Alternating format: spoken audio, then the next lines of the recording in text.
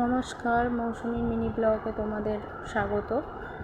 এই যে আম পোড়া শরবত খাওয়ার শখ হলো আর শুরু হয়ে গেল আম পোড়া।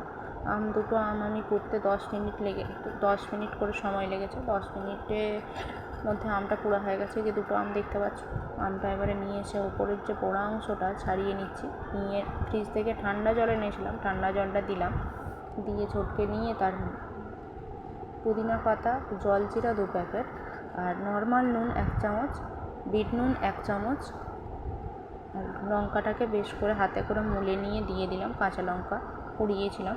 আর টক না যদি হয় তাহলে তোমরা একটু লেবু নিগড়ে দিতে পারো, আর 1 চামচ চিনি। অবশ্যই ভালো লাগবে, খুব টেস্ট ভালো হয়েছিল। বাট সবাইকে সার্ভ করে দিলাম, বাড়িতে সবাই বললো ভালো হয়েছে। এই যে আমার রুমিকে আমি দিলাম, রুমি বললো খুব ভালো হয়েছে, টেস্টটা খেয়ে নিল। খেয়ে এই যে সত্যিই খুব ভালো হয়েছিল। ভিডিওটা ভালো লাগলে লাইক, শেয়ার, কমেন্ট করে দিও।